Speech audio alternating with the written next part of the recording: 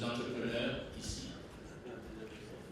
Alors aujourd'hui, nous sommes là encore une fois autour d'un thème générique. Ce thème concerne à la fois les membres du gouvernement, les parents, les étudiants et même les paysans au village. Le thème générique, c'est l'entrepreneuriat des jeunes, quel environnement. Je suis content de voir ici ce soir le ministre Bali qui est en train de faire du chiffre et également à côté de lui le ministre de l'économie et des finances qui lui donne des enveloppes pour que les projets réussissent. Le ministre de la communication qui donne l'information pour dire qu'on a beaucoup, le ministre de la jeunesse aussi est là. Donc, et le ministre du développement industriel que je vois tous les jours sur le terrain, Madame Diara Alakital, vous savez, pour la formation. Donc je salue tout ce monde pour avoir accepté notre invitation et participer à cette soirée gala. Alors, il y aura un débat, un conférencier qui va développer ce sujet. Et après, on aura droit, bien évidemment, à des interventions, à des animations et à des questions. Mais d'ici là, à tout honneur, tout seigneur, je demande à Monsieur le Président du REAO, Monsieur Oulbali, pour son intervention. Merci. Merci.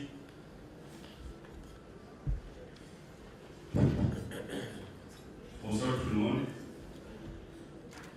Monsieur le ministre du Développement industriel, représentant son Excellence, Monsieur le Premier ministre du Mali, Mesdames et Messieurs les membres du gouvernement du Mali, honorables députés, Excellences, Mesdames et Messieurs les chefs de mission diplomatique accrédités au Mali, Mesdames et Messieurs les représentants des partenaires techniques et financiers du Mali, Messieurs les présidents des organisations patronales du secteur privé, Mesdames et Messieurs les chefs d'entreprise du Mali, Mesdames et Messieurs les membres du REAO, honorables invités, bonsoir.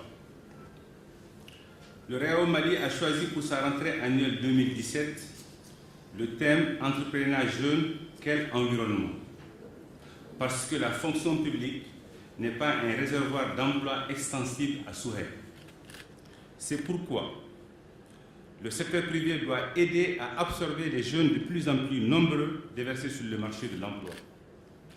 Beaucoup de nos jeunes, dont les têtes fourmillent de projets bancables, n'attendent qu'à être guidés et encouragés.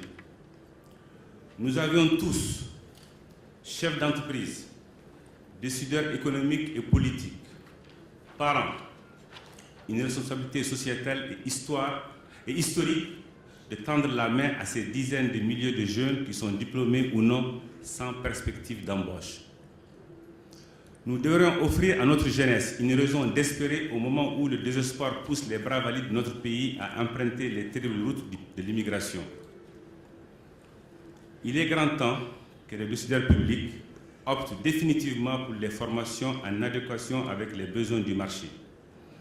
Il faut que les parents poussent les jeunes à opter pour des formations professionnelles qui leur permettent d'aller à la conquête de leur premier emploi.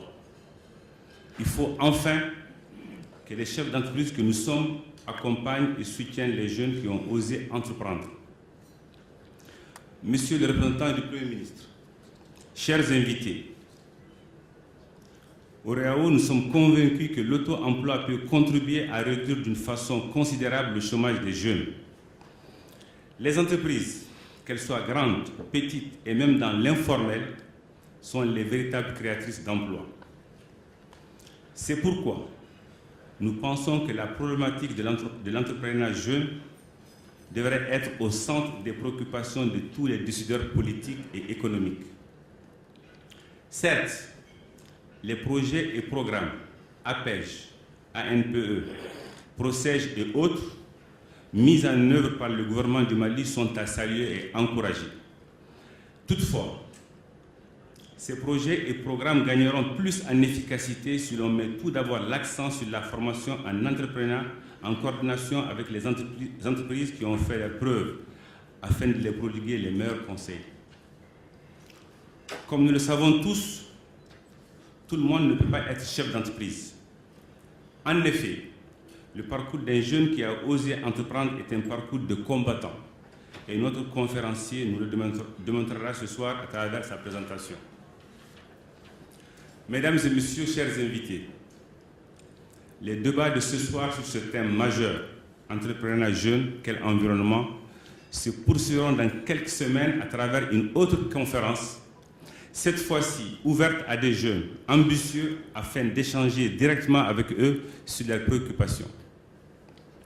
Au cours de ces échanges, notre organisation fera témoigner quelques chefs d'entreprise qui ont osé entreprendre dans des conditions assez difficiles. À cette occasion, nous allons leur démontrer qu'une entreprise se comporte exactement comme une bicyclette. Quand le conducteur arrête de pédaler, il tombe. Pour terminer, je tiens à remercier nos sponsors, nos partenaires sponsors qui nous ont soutenus pour la tenue de ce dîner, qui sont les suivants, la BNDA, DFA Communication, la Sotelma. Je vous souhaite un bon débat après la présentation de notre conférencier. Je vous remercie pour votre attention. Merci, Monsieur le Président. Vous savez, la question qui se pose, c'est la question quel environnement? Heureusement, nous aurons la chance d'avoir la personne qui s'occupe de l'environnement, mais ce n'est pas le même environnement. Madame la ministre de l'Environnement est parmi nous également. Et pour glisser, comme l'a dit le Président, pour mieux voyager, pour aller entreprendre à l'intérieur, il faut des routes, il faut désenclaver les lieux. Et pour ce faire,